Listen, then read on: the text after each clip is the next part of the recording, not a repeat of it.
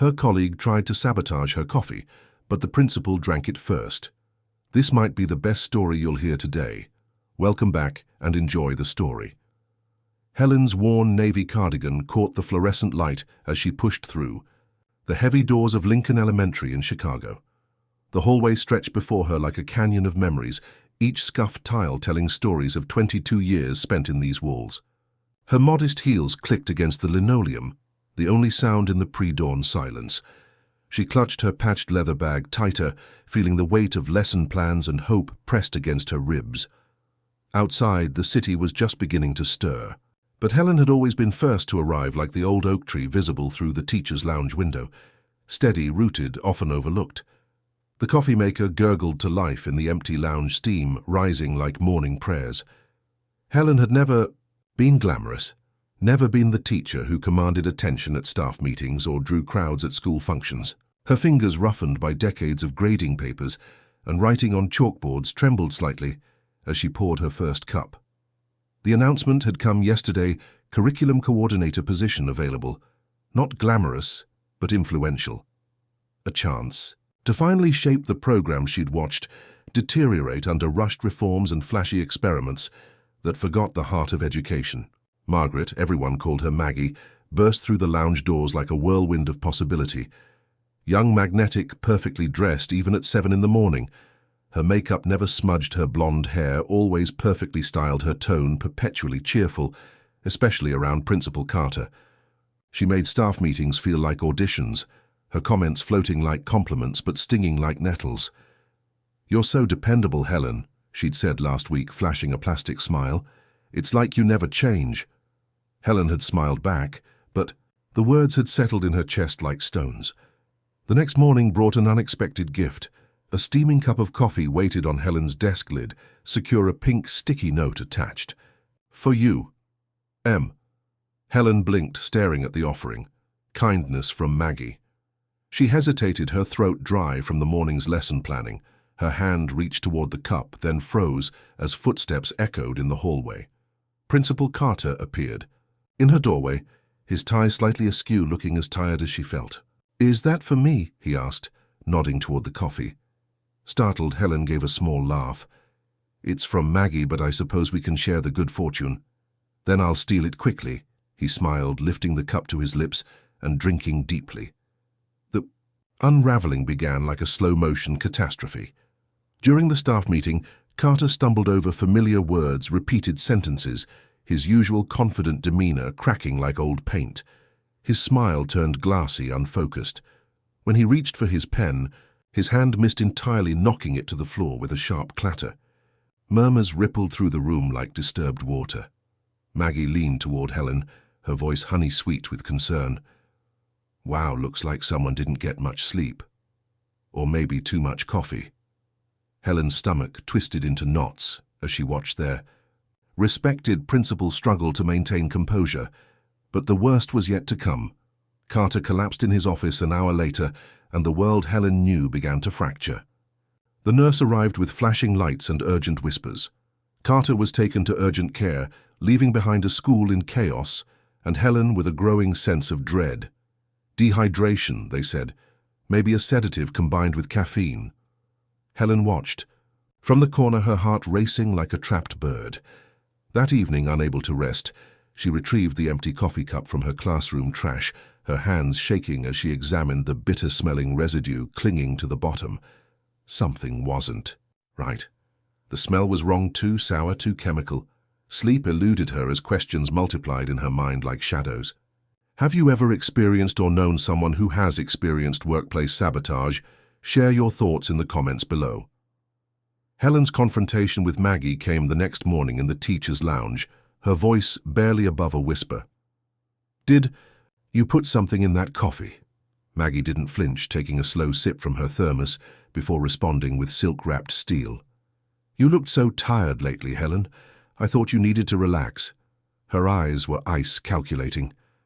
"What was it?" Helen pressed her voice stronger now. Maggie leaned in too close, her breath warm against Helen's ear.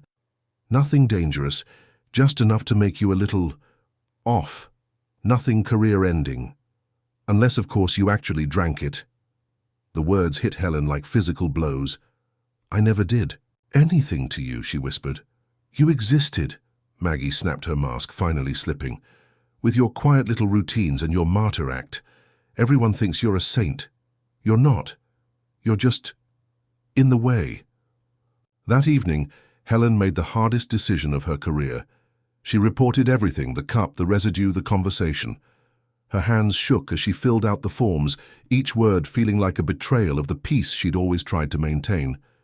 An internal investigation opened like a wound in the school's fabric. Maggie denied everything with theatrical innocence, but Helen held on to her truth like a lifeline. The other teachers watched with curious eyes, whispers, following Helen down hallways that had once felt like home. Some believed her. Others questioned why quiet Helen would suddenly make such dramatic accusations.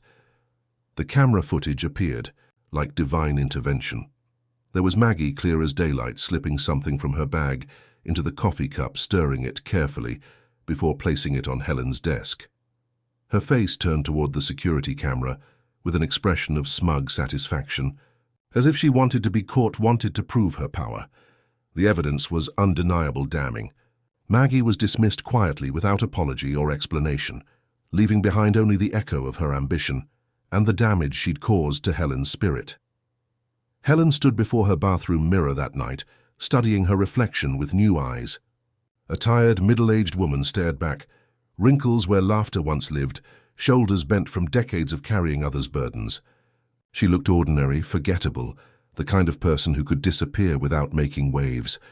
The realization struck her like lightning. She had almost lost everything because she was too gentle, too trusting, too invisible.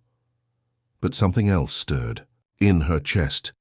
A flicker of recognition that maybe, just maybe, her quiet strength had saved not just herself but Principal Carter too. Principal Carter returned to work with shadows under his eyes and a new understanding in his heart. He called Helen to his office, his voice heavy with shame and gratitude. "You saved me from something I didn't even know I was walking into," he said, studying his hands. "And you've been saving this school for years in ways none of us ever really—" "So?" He handed her an envelope, official and weighty. Inside was the offer for the curriculum coordinator position. "Why now?" Helen asked, her voice trembling with disbelief. "Because truth rises when people fall," he said softly, "and you deserve more than just quiet gratitude." Helen accepted the position, not because she craved recognition, but because she'd finally realized that silence isn't always virtue. Sometimes it's surrender. The school began to transform under her gentle guidance. Teachers listened more carefully to her suggestions. Students thrived under the programs she carefully crafted. Those who had once overlooked her began to understand that strength doesn't always shout. Sometimes it whispers with the force of accumulated wisdom and hard-won experience. Maggie left Chicago without fanfare, her ambition reduced to cautionary tale. Some said she found work elsewhere. Others said she didn't. Helen never spoke of her again, choosing instead to focus on the future she was building. But in quiet moments, she remembered the coffee cup and how close she had come to disappearing under someone else's ruthless ambition. The memory served as both warning and reminder. Kindness without boundaries invites exploitation, but kindness with wisdom changes the world. The world may not always reward kindness immediately.